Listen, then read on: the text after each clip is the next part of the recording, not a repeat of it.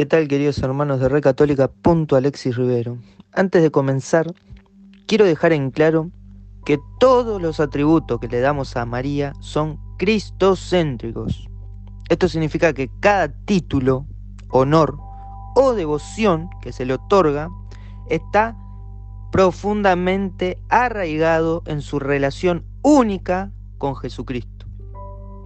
¿Quién es Jesucristo? Su Hijo. María no es adorada, es venerada, venerada, pero no por sí misma, sino porque fue escogida por Dios para ser la madre del Salvador, y todos los privilegios que ella posee apuntan directamente a Cristo y a su obra redentora. María es la madre de Dios, Theotokos, no porque sea divina, sino porque Jesús, siendo verdadero Dios y verdadero hombre, nació de ella.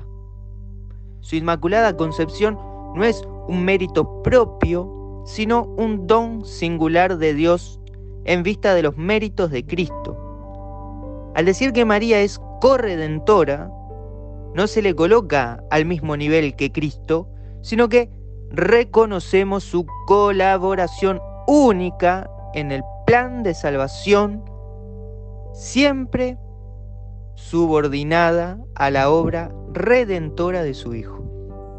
Por lo tanto, cada vez que veneremos a María, lo hacemos porque a través de ella reconocemos y glorificamos a Cristo. Un ejemplo sencillo para entender este concepto es el siguiente. Imagine que tiene usted una ventana muy limpia, muy clarita. Cuando miras a través de ella, lo que realmente importa es lo que ves del otro lado, no la ventana en sí. La ventana, aunque no sea el foco de tu atención, es esencial porque te permite ver la luz del sol. Sin ella, la luz no podría llegar a ti. De la misma manera, María es como esa ventana limpia que nos deja ver y recibir la luz de Cristo. Nosotros no adoramos la ventana, o sea, María, pero la valoramos porque a través de ella recibimos la luz de Cristo. Todo lo que reconocemos en María, su pureza, su humildad y su obediencia, nos dirige hacia Jesús. Bien, entendiendo esto, el video de hoy se titula María, el arca de la alianza. El arca de la nueva alianza. ¿Pero qué es el arca de la alianza?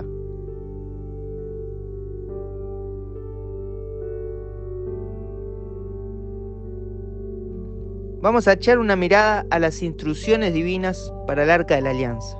Vamos a explorar uno de los objetos más sagrados del Antiguo Testamento, el arca de la alianza. Este arca, construida bajo las indicaciones directas de Dios a Moisés, simboliza la presencia misma de Dios en medio de su pueblo y guarda los elementos más sagrados del pacto entre Dios e Israel. Así que acompáñenme mientras leemos lo que dicen las Sagradas Escrituras. En Éxodo capítulo 25 del 10 al 20, donde se detallan las instrucciones exactas para su construcción y significado. Dice de la Biblia de Jerusalén: harán un arca de madera de acacia de 2,5 codos de largo, 1,5 codos de ancho y 1,5 codos de alto. La recubrirás de oro puro por dentro y por fuera, y le pondrás una moldura de oro alrededor. Fundirás para ella 4 anillos de oro y se los pondrás en sus 4 esquinas, 2 anillos a un lado y 2 anillos al otro. Harás también unas varas de madera de acacia y la recubrirás de oro. Pasarás las varas por los anillos de los costados del arca para llevar el arca con ellas. Las varas quedarán fijas en los anillos del arca y no se quitarán de ellas. En el arca pondrás el testimonio que yo te daré. Harás un propiciatorio de oro puro, de 2,5 codos de largo y de 1,5 codos de ancho. Hará 2 querubines de oro macizo. Lo harás en los 2 extremos del propiciatorio. Haz un querubín en un extremo y otro querubín en el otro extremo.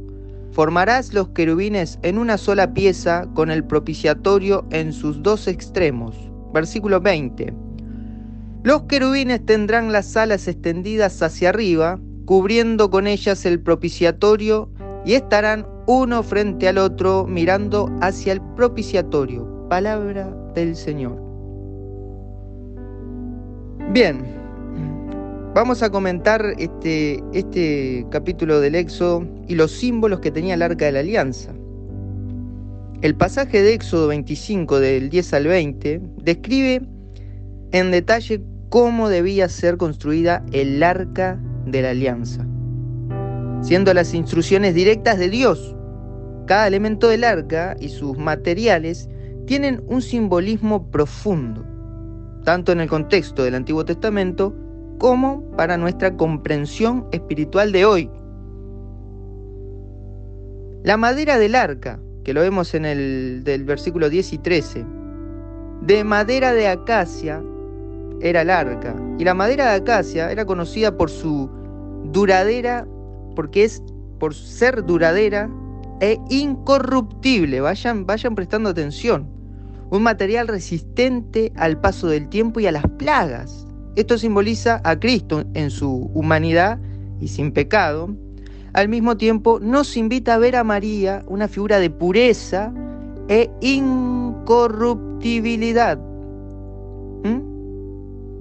Al ser elegida como la madre del Salvador, María fue preservada del pecado original, cumpliendo con las palabras del ángel Gabriel, llena de gracia.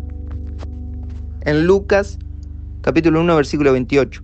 Así como el arca fue hecha de la madera más resistente y pura, María, en su humanidad, fue creada de manera perfecta y pura para llevar en su seno al Verbo encarnado.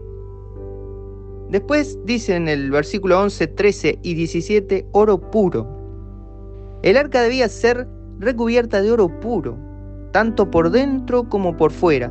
El oro era el material más valioso y puro de la antigüedad, reservado para los objetos más sagrados y reales. En la misma línea, el oro del arca prefigura la santidad de María, quien fue adornada con todas las gracias necesarias para ser la Madre de Dios. Si el oro puro reflejaba la gloria de Dios en el arca, ¿cómo no ver en María una gloria aún mayor al ser ella el tabernáculo vivo que llevó en su vientre al Hijo de Dios? Así como el oro era la más precioso en aquel tiempo, María es reconocida como la más preciosa entre todas las criaturas. Bendita tú entre todas las mujeres. Lucas 1:42. Los querubines y la presencia de Dios en María. Los querubines sobre el propiciatorio custodiaban el lugar donde Dios manifestaba su presencia. Esto nos recuerda que María, al portar a Cristo en su seno, también fue guardada por los ángeles. En el arca, la presencia de Dios se manifestaba de manera especial, pero en María, Dios mismo tomó carne. Ella no solo cargaba la ley de Dios, sino que llevaba en su vientre al Verbo hecho carne, Juan 1:14, la plenitud de la revelación, y el Verbo se hizo carne. El propiciatorio y la misión de Cristo a través de María. El propiciatorio era el lugar donde se derramaba la sangre de la expiación, simbolizando el sacrificio necesario para el perdón de los pecados. María, al ser la madre de Jesús, participó en esta misión redentora al dar al mundo al Redentor. Así como el propiciatorio cubría el arca, en María vemos la humanidad que cubre la divinidad de Cristo. Su maternidad es inseparable de la obra de redención, pues sin ella, Cristo no habría asumido nuestra carne para ser ofrecido en sacrificio por nuestros pecados. El testimonio en el arca y la encarnación en María. Dentro del arca estaban las tablas de la ley que representan la voluntad de Dios y su pacto con el pueblo de Israel. En María encontramos algo aún más grandioso. Ella fue el recipiente viviente que llevó a Cristo, quien es la plenitud de la ley. Mateo 5:17. María no llevó simplemente las palabras de la ley, hechas piedras, sino que llevó al mismo Dios hecho hombre. De esta manera, el arca de la alianza prefigura a María como aquella que lleva el nuevo pacto encarnado en Jesucristo. Relaciones cristocéntricas de los atributos de María. Es importante subrayar que todo lo que la Iglesia enseña acerca de María está centrado en Cristo. Los atributos de pureza, incorruptibilidad y santidad que le reconocemos a María no son independientes de Cristo, sino que son un reflejo de su misión como la Madre del Salvador. Así como el arca era santa porque llevaba dentro de sí los elementos más sagrados del Antiguo Testamento, las tablas de la ley, el maná y la vara de Aarón, María santa porque llevó al Verbo de Dios en su seno. Los símbolos del arca, como el oro puro y la madera incorruptible, nos apuntan hacia la realidad de que Dios eligió lo más puro y santo para manifestar su presencia en el mundo. De manera similar, Dios preparó a María de forma especial para que ella pudiera ser el arca viviente que llevará a Jesús, quien es la plenitud de la revelación divina. ¿Vamos comprendiendo todo? Ahora preguntémonos, ¿qué pasó con el arca de la Antigua Alianza? ¿Por qué los judíos ya no tienen el arca de la Antigua Alianza? Vale preguntarse eso, ¿verdad? Pregúntenle, hermanos, a un evangélico, ¿dónde está el arca de la Antigua Alianza? Ellos no podrán responder, porque cuando Lutero le quitó libros a la Biblia, le quitó esta valiosa información. Pero aquí en Red Católica Alexis Rivero le vamos a mostrar a los hermanos separados qué fue lo que sucedió con el arca de la Antigua Alianza. Vamos a 2 de Macabeos, capítulo 2, versículo del 4 al 8. En el escrito se relataba que el profeta, advertido por un oráculo, ordenó que el tabernáculo y el arca le siguieran cuando subió al monte donde Moisés había visto la heredad de Dios. Al llegar, Jeremías encontró una cueva. Allí metió el tabernáculo, el arca y el altar del incienso y luego taponó la entrada. Cuando algunos de sus acompañantes volvieron para señalar el camino con marcas, no lograron encontrarlo. Jeremías, al saberlo, le reprendió. Este lugar ha de quedar ignorado. Presten atención a estas palabras.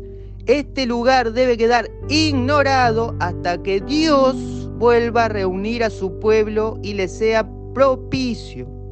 Entonces el Señor mostrará todo esto y aparecerá la gloria del Señor y la nube, como se manifestaba en tiempos de Moisés y cuando Salomón pidió que el lugar fuera gloriosamente santificado.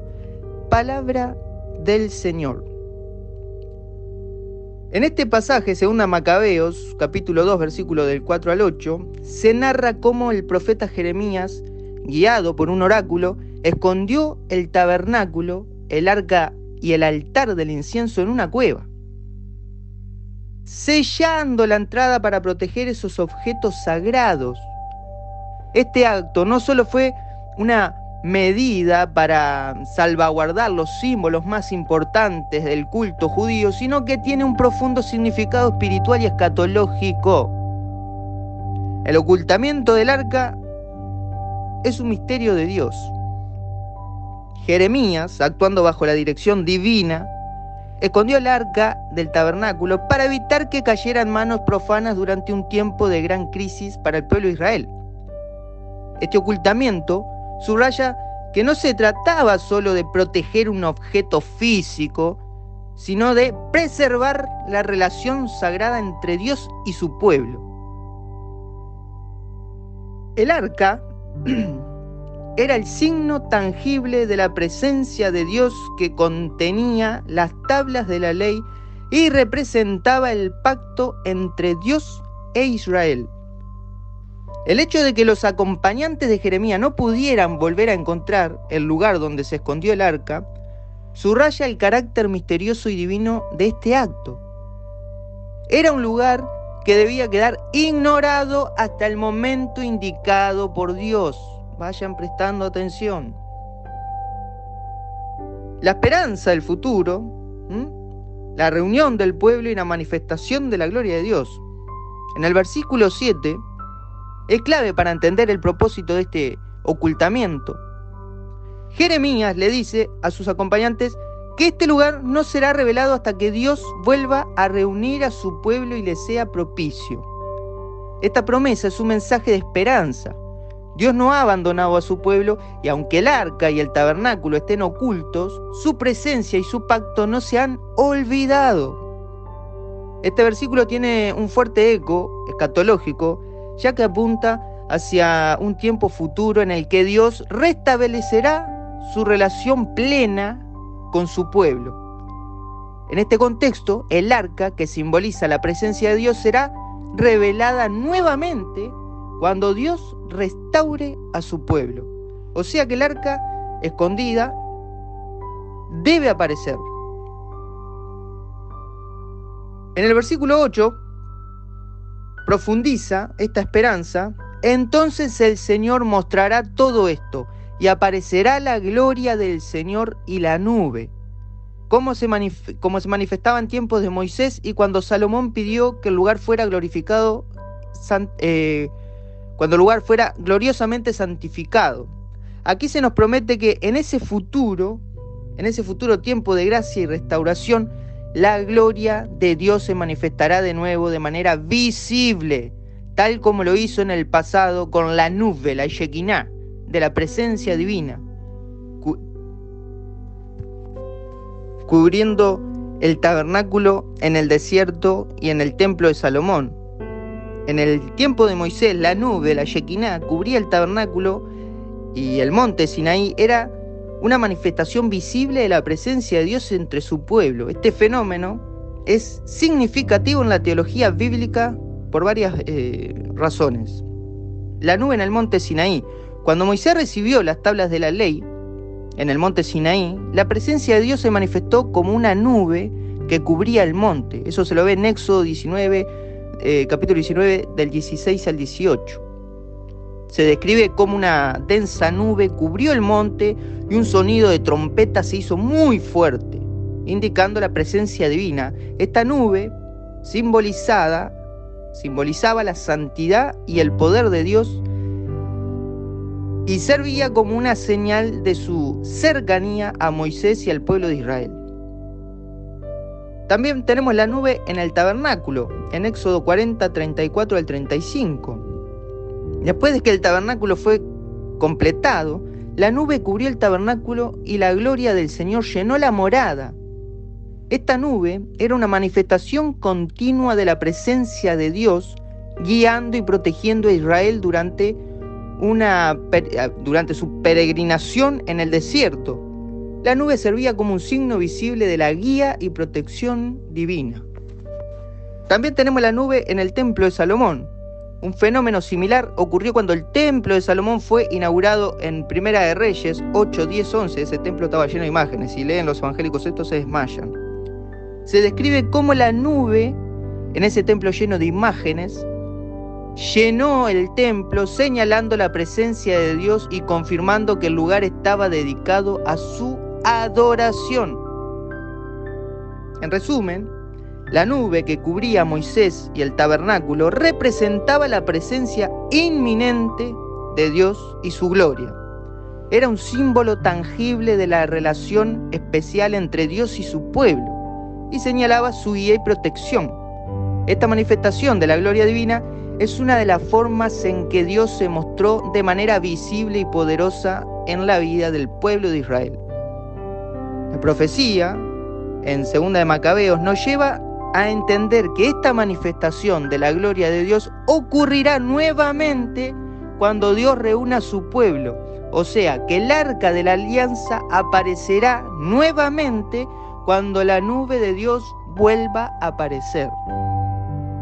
¿Dónde se volvió a manifestar su gloria, la gloria del Señor? A ver si ustedes recuerdan. Así como el arca fue oculta hasta el momento adecuado para ser revelada, María, que llevó en su seno a Cristo, es vista como el lugar donde la gloria de Dios se manifestó de manera perfecta en la encarnación. La nube y la gloria que acompañan a la manifestación de Dios en el arca también nos hace pensar en el anuncio del ángel a María, Lucas 1:35. El Espíritu Santo vendrá sobre ti y el poder del Altísimo te cubrirá con su sombra. Palabra del Señor. En ella está la presencia de Dios. Dios se hizo carne y habitó entre nosotros. Juan 1:14. Entonces, el texto, 2 Macabeos del capítulo 2, del 4 al 8, nos invita a una reflexión profunda sobre el misterio en la presencia de Dios en la historia y su promesa de restauración para su pueblo. A través del ocultamiento del arca, Dios asegura que en su tiempo reunirá a su pueblo y manifestará su gloria de nuevo. Para nosotros los católicos, esto se cumple de manera perfecta en Cristo y en María, quien es vista como la nueva arca de la alianza, llevando la presencia de Dios al mundo. Este pasaje nos recuerda que, aunque a veces parezca que la presencia de Dios está oculta, Él nunca abandona a su pueblo y tiene un plan de restauración y revelación gloriosa en su momento perfecto. El pasaje en Lucas 1:35 que dice: el Espíritu Santo vendrá sobre ti y el poder del Altísimo te cubrirá con su sombra, se interpreta en este contexto como una referencia a la gloria de Dios cubriendo a María, similar a como la nube cubría el tabernáculo y el templo del Antiguo Testamento. Esta sombra, esta nube, la Shekinah, es vista como la manifestación, la presencia divina en María, haciendo de ella el nuevo lugar donde la gloria de Dios se hizo visible y habitó entre nosotros. Apareció la arca de la alianza, señores. ¿Quién es María? Pero para que vean que es María y que no es un invento de la Iglesia Católica y que así lo venían creyendo, vamos a ver qué es lo que contenía el arca del antiguo pacto adentro.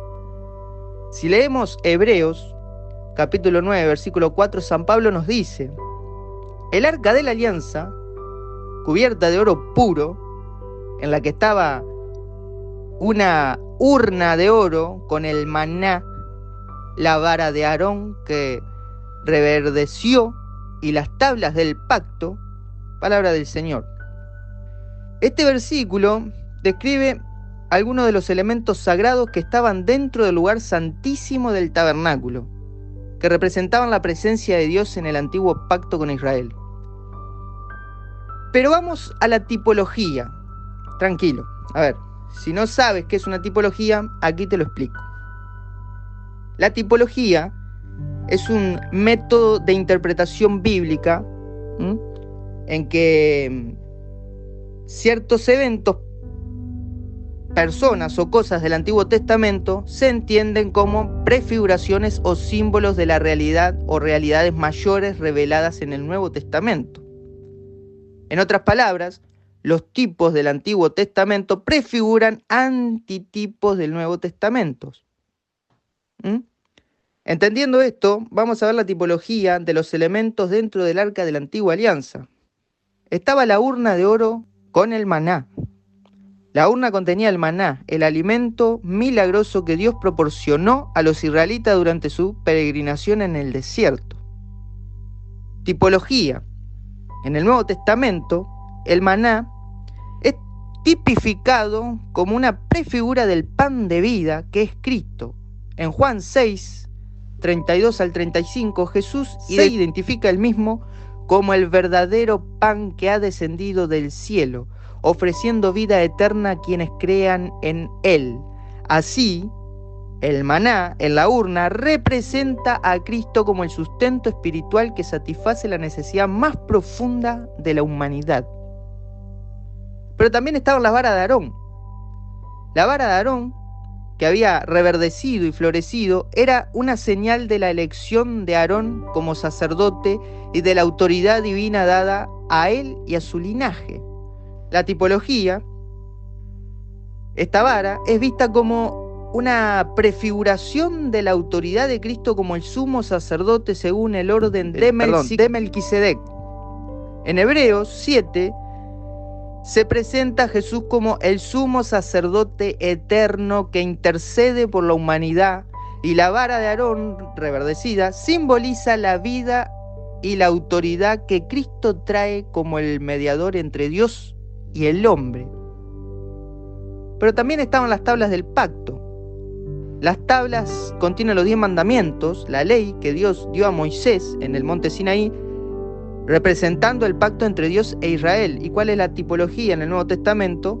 Las tablas del pacto se tipifican en la ley de Cristo o el nuevo pacto establecido a través de la sangre de Jesús. En 2 Corintios 3:3, Pablo habla de una carta de Cristo escrita en los corazones, contrastando con la ley escrita en piedra, lo que subraya la transición de la ley antigua a la nueva ley de amor y la gracia en Cristo.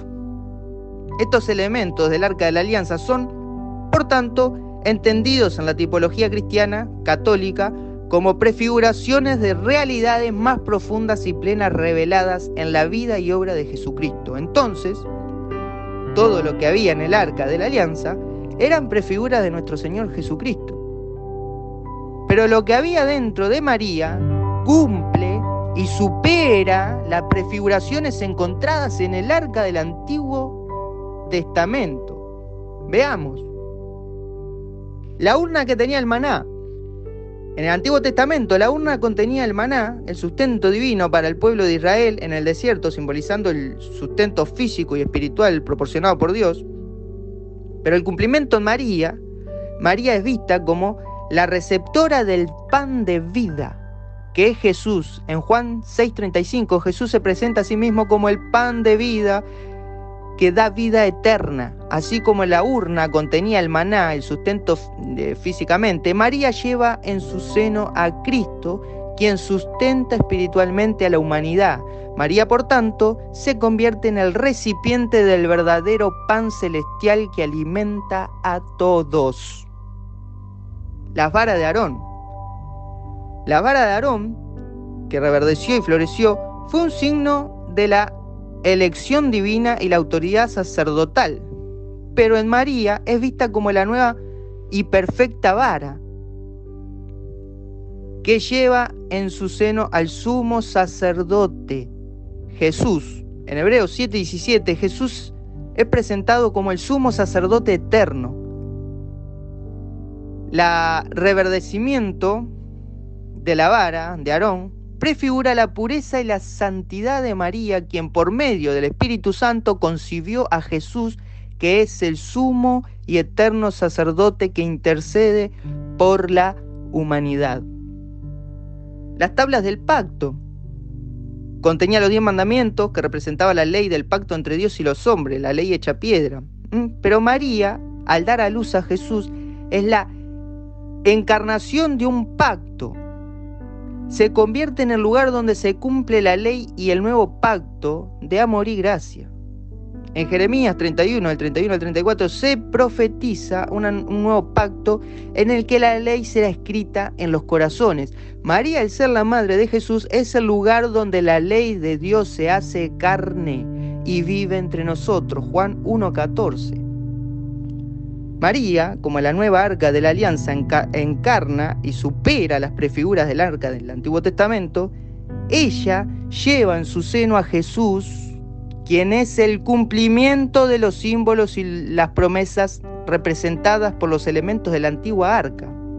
María, por lo tanto, no solo preserva la presencia divina, sino que la encarna de manera plena y definitiva en la persona de Cristo, llevando a la humanidad el verdadero pan de vida, la autoridad sacerdotal eterna y el cumplimiento de la ley del nuevo pacto. Hermanos separados, después de esto, dime si puede usted seguir diciendo que María fue una mujer común y corriente, un simple recipiente. ¿Será tan atrevido de llamar así al arca sagrada de la alianza? ¿Crees que el arca de los judíos era tan sagrada por contener las prefiguras de Cristo y afirmar que quien tuvo a Cristo mismo dentro de su vientre es un simple recipiente? El grado de atrevimiento que tienen al decir tal afirmación, queridos hermanos, es diabólico, satánico, demoníaco. Solo el diablo y su linaje sería capaz de cometer semejante bajeza de llamar a nuestra madre un simple recipiente, a nuestra reina, nuestra arca de la nueva alianza. Discúlpeme si soy duro con estas palabras, pero así es como es.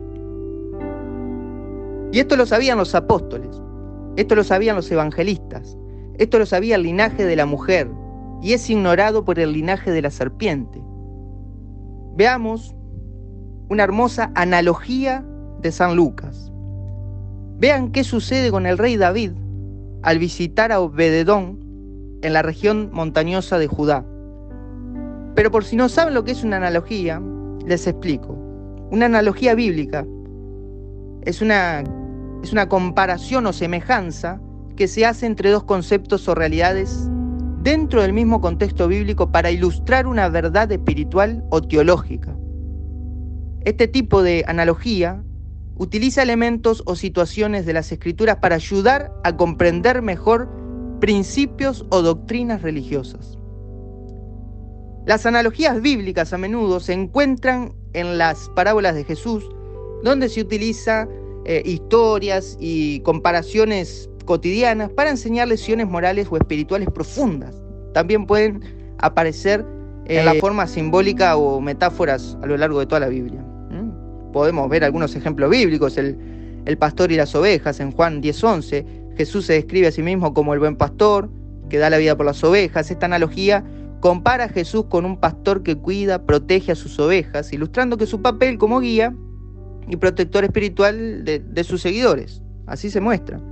Después también se compara con la vid y los sarmientos, en Juan 15, del 1 al 5. Jesús usa la analogía de la vid y los sarmientos para explicar la relación entre él y sus discípulos. Él es la vid verdadera y los discípulos son los sarmientos que deben permanecer en él. Señor Casanova, deben permanecer en él, en su iglesia, para dar frutos. Esta imagen enseña la importancia de estar unidos a Cristo para vivir una vida fructífera. También tenemos la semilla de la mostaza, en Mateo 13, del 31 al 32. Jesús compara el reino de los cielos con una semilla de mostaza que, aunque es muy pequeña, crece hasta convertirse en un árbol grande. Esta analogía ilustra cómo el reino de Dios, aunque comience de manera pequeña y humilde, crecerá y se expandirá enormemente, como se ha expandido gracias a la Santa Iglesia Católica Romana por el mundo. Las analogías bíblicas ayudan a los lectores a comprender conceptos espirituales profundos y aplicar las enseñanzas de la Biblia a su vida cotidiana.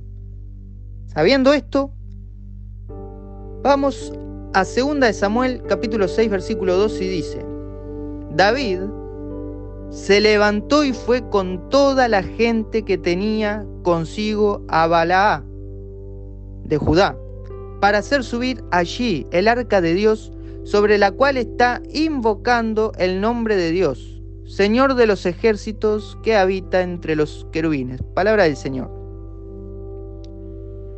Este versículo describe el momento en que el rey David decidió trasladar el arca de la alianza desde la casa de Abinadab en Balá de Judá a Jerusalén, con el propósito de establecer en la ciudad, ponerla allí, establecerla en la ciudad que él había conquistado. Pero ahora vamos a lo que hace la Virgen María cuando visita a su prima Isabel. Esto se lo ve en Lucas 1:39. Dice, en aquellos días, María se levantó, escucha la palabra, María se levantó, ¿escucharon? David se levantó, María se levantó, y fue deprisa a la región montañosa, a una ciudad de Judá, palabra del Señor. Este versículo describe la visita de María a la casa de Isabel después de la Anunciación, cuando ella se enteró de que Isabel, su parienta, también estaba esperando a un hijo. Ahora vamos a hacer la analogía. Segunda de Samuel 6:2 y Lucas 1:39 puede entenderse en el término de la movilidad y la importancia del lugar a los que se dirigieron David y María, así como la correspondencia entre el arca de la alianza y María como la nueva arca de la alianza. Dice 2 Samuel, David se levanta y va con toda su gente a Balá de Judá para llevar el arca de la alianza, que representa la presencia de Dios, a un lugar central y sagrado, Jerusalén, para establecer su presencia en el corazón del reino. María se levanta y va a la región montañosa de Judá para visitar a Isabel, llevando a su seno a Jesús, quien es visto como la nueva arca que lleva la presencia divina de manera encarnada. El arca, con la presencia de Dios, es trasladada desde el lugar de menos prominencia, Balá, a Jerusalén, que será el centro de la adoración y el reinado. María, también llevando a Jesús, se dirige desde Nazaret, un lugar menos prominente, a la región montañosa de Judá, donde se encuentra Isabel, para que el nuevo arca de la alianza, que contiene la presencia de Dios, que es Jesús, sea reconocida y glorificada. David lleva el arca de la alianza a Jerusalén para consolidar la presencia de Dios en el centro espiritual y político de Israel. María va a visitar a Isabel para confirmar la realidad del milagro de la encarnación y celebrar la presencia de Dios en Jesús, lo que prefigura la llegada de la salvación. Entonces, tanto David como María se levantan para mover algo de gran significancia espiritual hacia un lugar de prominencia. David lleva el arca de la alianza, símbolo de la presencia de Dios, a Jerusalén, mientras que María, la nueva arca de la alianza, lleva a Jesús, la presencia encarnada de Dios, a la región de Judá. Ambos eventos subrayan el movimiento hacia la centralidad y la plenitud de la presencia divina en sus respectivos contextos. Pero para evitar, queridos hermanos, que ustedes se quieran cegar para no ver y aceptar que María es el arca de la nueva alianza, les mostraré cómo San Lucas estaba realmente haciendo una analogía con el Antiguo Testamento. Vamos a ver 2 de Samuel, capítulo 6, versículo 9, dice, David tuvo miedo del Señor aquel día y dijo, ¿cómo va a venir el arca de mi Señor a mí? Palabra del Señor. Este versículo refleja el temor y la reverencia de David ante la presencia del arca de la alianza y su reconocimiento de la santidad y el poder de Dios, al considerar la dificultad de llevar el arca a su propia casa. David sintió temor debido al incidente que había pasado con Uzá, que murió al tocar el arca de la alianza. Ese temor se debe a varias razones. Durante el traslado del arca a Jerusalén, lo voy a poner un poquito en contexto, el carro en el que se transportaba se puso a temblar, y Uzá, para evitar que el arca se cayera, extendió su mano para sostenerla, y según Samuel, 2 de Samuel, capítulo 6, versículos del 6 al 7, Dios se enojó porque Uzá tocó el arca, que estaba estrictamente prohibido tocar el arca, y Uzá murió instantáneamente. Este evento demostró la seriedad con la que Dios tomaba las leyes sobre el manejo del arca. Y San José, sabiendo eso, ¿se piensan que iba a tocar a la Virgen María? Por favor. Santidad del arca. El arca de la alianza era considerada extremadamente santa, ya que representaba la presencia de Dios entre su pueblo. Según la ley mosaica, solo los levitas podían transportar el arca y debía ser llevada con cuidado usando varas a través de los anillos en el costado del arca, no tocarla directamente. Véase eso en Números 4:15 y Éxodo 25:14. David, al ver las consecuencias trágicas de tocar el arca, experimentó un profundo temor y respeto por la santidad de Dios.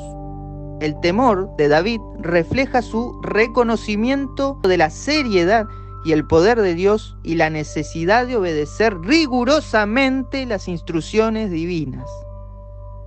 Este temor condujo a David a detener el traslado del arca y a reconsiderar cómo debía proceder para llevar el arca a Jerusalén con el debido respeto y conformidad a las leyes divinas. Y fíjense ahora, Samuel, ¿verdad? Vamos a ver Lucas 1:43. Dice Isabel: ¿de dónde a mí que la madre de mi Señor venga a verme?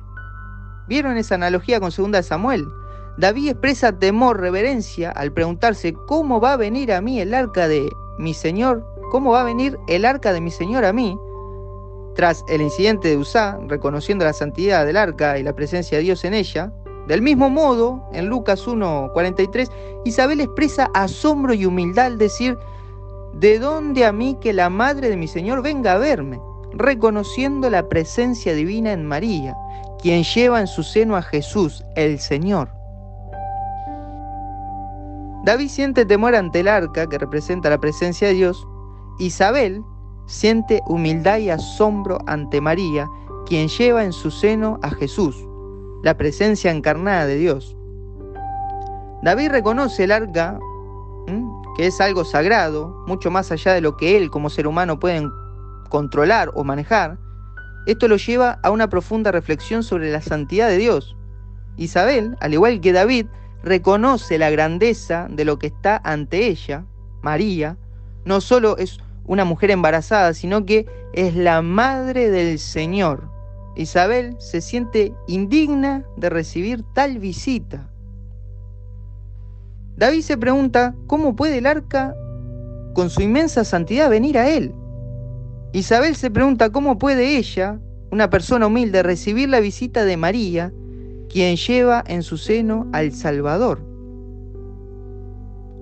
En ambas situaciones, tanto David como Isabel expresan un profundo sentido de humildad y asombro ante la presencia de lo divino.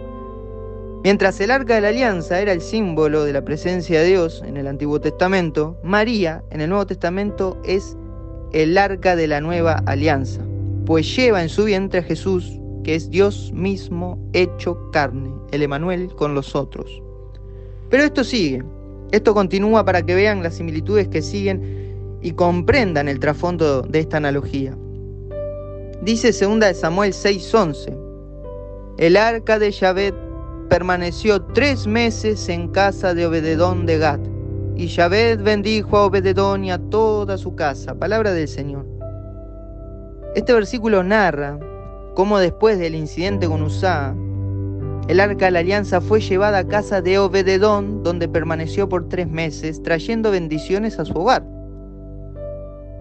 Obededón era un sacerdote levita. Según se menciona en varios pasajes bíblicos, los levitas eran miembros de la tribu de Leví, dedicados al servicio del templo y al cuidado de los objetos sagrados. Esto los hacía responsables de las funciones sacerdotales y litúrgicas relacionadas con el culto a Yahvé. En el caso de Obededón, aunque es descrito como de Gat en 2 Samuel 6:10 al 12, lo que podría referirse a la ciudad de Gat-Rimón, una ciudad levítica asignada a los levitas en la región de Judá. eso se lo puede ver en Josué 21-24 o en Primera de Crónicas 15, el 18 al 21, se confirma que Obededón era un levita. Este detalle es clave, porque explica que David eligió su casa para albergar el arca de la alianza después de la muerte de Uzá. Solo los levitas podían manejar y custodiar los objetos sagrados como el arca. Además, en Primera de Crónicas, capítulo 16, versículo 38, se menciona a Obededón como uno de los guardianes del arca.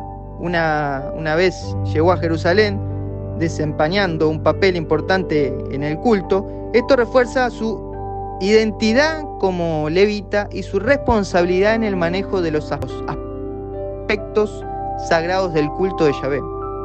Pero veamos ahora el Evangelio de Lucas 1:53 que dice: María permaneció con ellos unos 3 meses y se volvió a su casa. Palabra del Señor. La estancia de María en la casa de Isabel dura 3 meses. Tiene una interesante analogía con la permanencia del arca de la alianza en la casa de Obededón durante el mismo periodo de tiempo, que se lo ve en 2 Samuel 6:11. Ambas situaciones relatan la presencia divina y las bendiciones asociadas con esa presencia. 3 meses permaneció María. Lucas 1:56. Se menciona que María permaneció con Isabel durante 3 meses. Durante este tiempo, María, quien lleva en su vientre a Jesús, la presencia encarnada de Dios, trajo bendiciones a Isabel y a su hogar. La propia Isabel, llena del Espíritu Santo, reconoció a María como la madre del Señor, lo que confirma la manifestación divina de María. El arca, en 2 Samuel 6:11, el arca de la alianza permaneció en la casa de Obededón por 3 meses. El arca, que representaba la presencia de Dios entre su pueblo, trajo bendición a la casa de Obededón y a toda su familia, mostrando el poder de la presencia divina. Tanto María como el arca de la alianza son símbolos de la presencia de Dios. El arca contenía las tablas de la ley que representaba el pacto de Dios con su pueblo. María, por su parte, lleva en su seno a Jesús, quien es la nueva alianza eterna y cumplimiento de las promesas divinas. En ambas historias, la presencia divina en su hogar durante 3 meses trae consigo bendiciones. En casa de Obededón, el arca trajo prosperidad, y en la casa de Isabel, la presencia del arca de la nueva alianza, que es María, portadora de Jesús, trajo gozo y bendición espiritual. Y María, de manera similar, también permaneció 3 meses en la casa de Isabel y Zacarías, a esto quería llegar, quien también era sacerdote levita, según Lucas 1:39-56. Durante ese tiempo, la presencia de María, portadora de Jesús, trajo también bendiciones a su familia en la casa de un sacerdote levita. ¿Vieron la analogía que hay? Así como el arca estuvo en la casa del sacerdote levita trayendo bendiciones a su hogar, María, portadora de la nueva presencia divina en Cristo, también permaneció en la casa de un sacerdote levita, Zacarías, en ambas 3 meses también, llevando la presencia de Dios. Pero ahora veamos lo más importante. Lo más importante es que sin el arca de la alianza, el sacrificio de nuestro Señor Jesucristo no estaría consumado. Entonces nos quedan 2 opciones. O Jesús mintió en la cruz al decir: consumado está, todo está cumplido. O el arca de la alianza estaba allí presente en el sacrificio. Les invito, queridos hermanos, a que contesten esa respuesta aquí abajo. En Levítico 16:14 dice: tomará luego de la sangre del novillo y con su dedo rociará la parte anterior del propiciatorio hacia el este. Hará 7 veces esta aspersión de sangre con su dedo delante del propiciatorio. Palabra del Señor. Este versículo describe el rito de expiación realizado por el sumo sacerdote en el día de la expiación, llamado Yom Kippur, donde se rociaba la sangre del sacrificio sobre el propiciatorio, o sea, la tapa del arca de la alianza. El propiciatorio de este ritual era la purificación de los pecados del pueblo de Israel, estableciendo la conexión entre el sacrificio y la expiación divina. El arca de la alianza no solo representaba la presencia de Dios en medio del pueblo de Israel, sino que también era el lugar donde se ofrecían sacrificios para cumplir la expiación de los pecados. En el rito del Yom Kippur, el sumo sacerdote rociaba la sangre de un animal sacrificado sobre el propiciatorio, que era la parte superior del arca de la alianza, simbolizando el acto de purificación y reconciliación del pueblo con Dios. Este sacrificio, rociado en el arca, era un medio por el cual Dios perdonaba los pecados de Israel. Era un acto litúrgico, profundamente simbólico, que mostraba la seriedad del pacto y la necesidad de la intervención divina para purificar al pueblo. En el antiguo sistema de sacrificios israelita, la aspersión de la sangre sobre el arca de la alianza, en particular sobre el propiciatorio, que era la tapa del arca, era un elemento esencial para que el sacrificio fuera aceptado por Dios. Si la sangre no era rociada en el lugar prescrito, el sacrificio no cumplía su función de expiación de los pecados. En Levítico 16:14, el sacerdote debía rociar la sangre del sacrificio sobre el propiciatorio para que los pecados del pueblo de Israel fueran perdonados. El rociamiento simbolizaba la transferencia de los pecados del pueblo hacia el sacrificio y por ende la reconciliación con Dios. Sin esta parte crucial del ritual, queridos hermanos, el sacrificio no tenía eficacia ante Dios y no cumpliría su propósito de expiación. La aspersión de la sangre era esencial porque representaba la vida. Eso se lo puede ver en Levítico 17:11, que afirma que la vida de la carne estaba en la sangre. Al ser derramada y aplicada en el lugar santísimo, la sangre simbolizaba la vida ofrecida en situación por los pecados del pueblo, y si la sangre no tocaba el propiciatorio, que era el símbolo de la misericordia y la presencia de Dios, el sacrificio quedaba incompleto y no se alcanzaba el perdón. Entonces esto subraya que el sacrificio sin la sangre aplicada en el arca no tiene valor. Entonces la sangre de Cristo sí tenía que tocar el arca de la alianza, sí o sí, porque si no tocaba el arca de la alianza, no se podía cumplir las escrituras y todo iba a quedar sin consumarse. ¿Cómo me explican los evangélicos esto? Sin recurrir a fantasías, historias no bíblicas.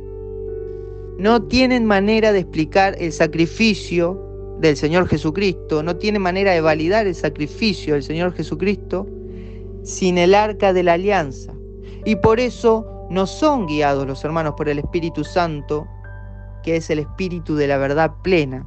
Pero la Santa Iglesia Católica, Apostólica y Romana, que sí es guiada por el Espíritu Santo, sí puede aclarar y explicar este sacrificio. Lean Juan 19:34, que dice: uno de los soldados le abrió el costado con una lanza e inmediatamente salió sangre y agua. Palabra del Señor.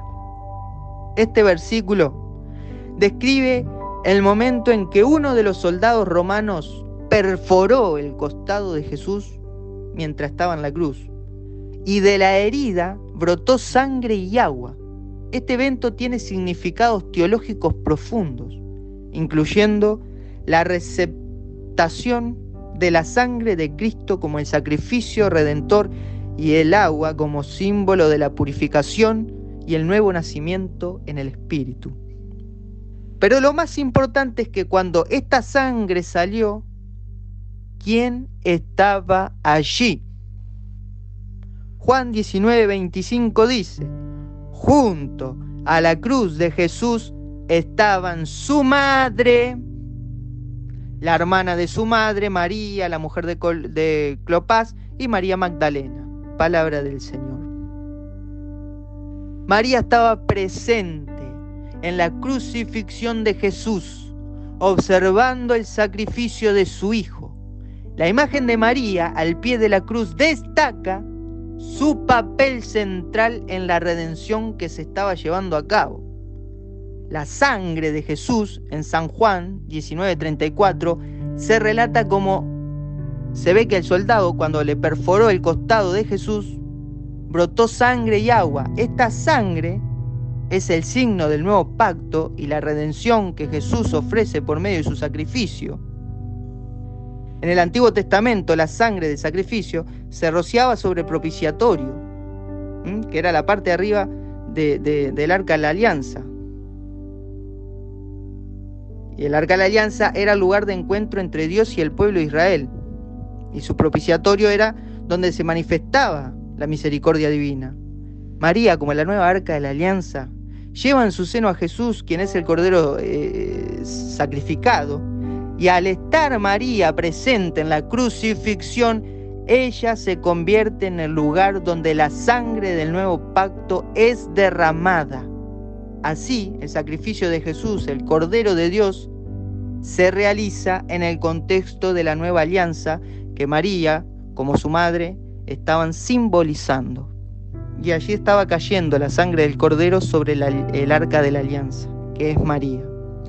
La presencia de María en la cruz, mientras la sangre de Jesús es derramada, puede ser la manifestación del cumplimiento del tipo del Arca de la Alianza en María. Ella, al recibir el sacrificio de su hijo, está en el lugar donde la sangre del nuevo pacto se ofrece para redención de la humanidad, como la nueva Arca de la Alianza, en la que la presencia de Dios se manifiesta plenamente a través del sacrificio de Cristo. Cuando Cristo es atravesado, el Arca de la nueva Alianza, la Virgen María, la intocable, la llena de gracia, estaba recibiendo la sangre del Cordero de Dios que quita el pecado del mundo, y al salpicarse con su sangre le da el cumplimiento a toda la ley y los profetas. Y por eso Jesús dice antes de morir: consumado está, todo está cumplido. Y Juan dice en 19:36, todo esto ocurrió para que se cumplieran las Escrituras. Y vamos a irnos con esto. Josué 6:3. Se menciona que durante la conquista de Jericó, los israelitas debían rodear la ciudad una vez al día durante 6 días, con los sacerdotes tocando trompeta de cuerno delante del Arca de la Alianza. Esta estrategia o específica tiene un profundo significado simbólico teológico. Josué 6:16 dice: y cuando los sacerdotes tocaron la trompeta por la 7ª vez, Josué dijo al pueblo: gritad, porque el Señor os ha dado la ciudad. Palabra del Señor. Esto sucede también en el Nuevo Testamento. San Juan hace la analogía con las murallas de Jericó, pero ahora en vez de la muralla de Jericó, son las murallas del mundo.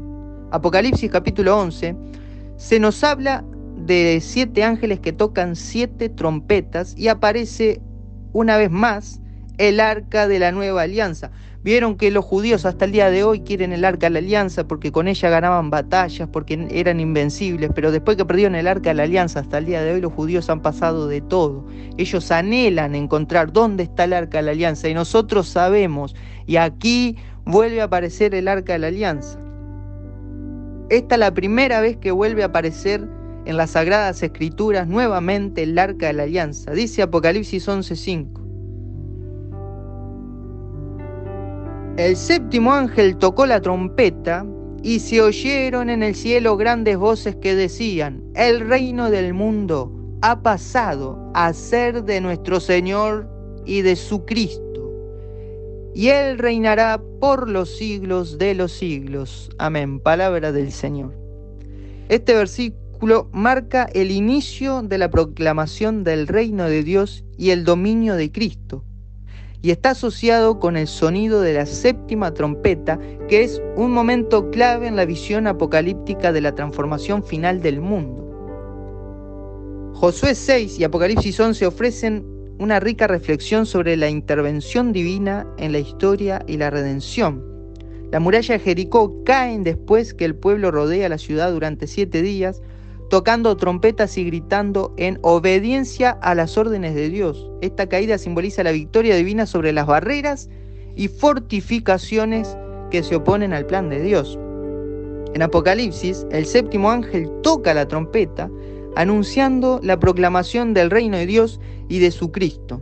Este evento marca el momento en que el dominio del mundo se transferirá al Señor y a su ungido, señalando el fin de la resistencia contra el reino de Dios. Ambos eventos destacan la culminación de la voluntad divina y el establecimiento de su reino. En Josué, las trompetas y el grito del pueblo preceden la caída de las murallas de Jericó, simbolizando el poder de Dios para derribar obstáculos y establecer su propósito en la tierra prometida. Y en Apocalipsis, el toque de la séptima trompeta y la declaración del reino de Dios representan la culminación de la historia y la institución definitiva del reino de Cristo. Pero aquí viene la aparición del Arca de la Alianza, en Apocalipsis 11. Es significativa ya que reintroduce el símbolo de la presencia divina en el contexto de la victoria final sobre la fuerza del mal y el establecimiento del reino eterno. Así como el arca fue central en la conquista de la tierra prometida, su aparición en el Apocalipsis subraya la restauración y la plenitud del plan redentor de Dios. Ambos pasajes reflejan cómo la intervención de Dios y la obediencia a sus mandamientos conduce a la realización de su propósito y a la victoria final sobre las barreras y el pecado y la oposición. Pero viene ahora lo importante, el Arca de la Alianza, un símbolo central de la presencia de Dios en el pueblo de Israel, quien, como les dije, desde que perdió el Arca de la Alianza viene sufriendo y ellos anhelan volverla a encontrar. Porque para los israelitas fue una desgracia perder el Arca de la Alianza. Pero el Arca de la Alianza aparece. Nosotros los católicos encontramos, la tenemos ahora mismo. Nosotros somos los elegidos, lo que con ella ganamos las batallas. Fíjense. Vamos a San Juan 11:19, Apocalipsis 11:19 dice: entonces se abrió el santuario de Dios en el cielo y apareció en el santuario el arca de su alianza y hubo relámpagos, voces, truenos, un terremoto y una gran granizada. Palabra del Señor. Vieron como en capítulo 11, versículo 19, se describe al arca de la alianza, aparece en el santuario celestial. No está enterrada, como dicen algunos, María está muerta, está enterrada, está escondida, sino que está en el cielo. La manifestación del arca en el cielo es guiada por fenómenos naturales impresionantes, relámpagos, truenos, voces y un terremoto y una gran granizada. En lugar de ofrecerle a esos israelitas una imagen de gloria, una imagen de protección, como en tiempos antiguos, la visión celestial del arca está acompañada de señales de juicio y poder divino. Esta aparición subraya la transición de la antigua forma de la presencia de Dios a una nueva realidad en la que el arca se asocia con la culminación de los juicios divinos y el establecimiento del reino de Dios entre Dios y los hombres. Entonces dice que todo queda nublado y el arca desaparece. Ellos ven el arca y en lugar de ponerse contentos y ver la gloria que ven, todo ruidos, truenos, relámpagos, todo mal, y el arca desaparece. Pero Apocalipsis 12:1, que sigue, recuerden que los escritos no tienen versículos y capítulos, eso lo hizo un sacerdote, pero no tienen, por tanto San Juan puso punto y continuó escribiendo, pero aquí aparece como el capítulo 12, versículo 1 dice: apareció, después que se fue el arca de la alianza, dice: apareció una gran señal en el cielo, una mujer vestida del sol, con la luna bajo sus pies y su corona de 12 estrellas sobre su cabeza. Palabra del Señor. Apocalipsis 12:1 describe a una mujer vestida de sol con una luna bajo sus pies y una corona de 12 estrellas sobre su cabeza. Esta imagen ha sido interpretada en la tradición católica, especialmente en la teología católica, como una representación simbólica de María. Aquí se detallan las razones principales de por qué se identifica a esa mujer con María. En el contexto de Apocalipsis, la mujer da a luz a un hijo que gobierna a todas las naciones con vara de hierro, Apocalipsis 12:5. Una clara referencia de Jesús. María, como la madre de Jesús, es vista como la figura que da a luz al Salvador. Vestida de sol. La imagen de la mujer vestida de sol sugiere dignidad y gloria en la teología mariana. María es considerada la reina del cielo y la madre de Dios, revestida de una gloria especial. La luna bajo sus pies. La luna bajo sus pies de la mujer puede simbolizar la victoria sobre la fuerza del mal y la oscuridad, lo cual se asocia con el triunfo de María y su papel en la redención. En la iconografía cristiana, María a menudo estaba representada con el sol y la luna, simbolizando un rol de la historia de la salvación. La corona de 2 estrellas. La corona de 2 estrellas puede representar a las 12 tribus de Israel o a los 12 apóstoles, indicando que María es la madre del Salvador que une la antigua y la nueva alianza. En el contexto de Apocalipsis también simboliza la plenitud de la gloria y la autoridad divina. En la interpretación cristiana, especialmente en el catolicismo, María ha sido asociada con esta visión debido a su papel único en la historia de la salvación. La Iglesia ha interpretado esta visión como una confirmación del papel especial de María en la redención y en el plan de Dios. La figura de la mujer de Apocalipsis 12:1 se interpreta como María por su relación directa con el nacimiento de Jesús, su glorificación y su papel en el plan de la salvación. La imagen refuerza la creencia en María como una figura central en la historia de la redención y en la realidad celestial. Y para cerrar este video, recordemos que la figura de María en Apocalipsis 12 no solo nos muestra un rol como la madre de Cristo, sino también como la mujer vestida de gloria celestial, reflejando su papel crucial en la historia de la salvación. Ella es el arca de la nueva alianza, llevando en su seno al Salvador del mundo. A través de su humildad y obediencia, María nos invita a mirar al cielo y a seguir el ejemplo de su fe.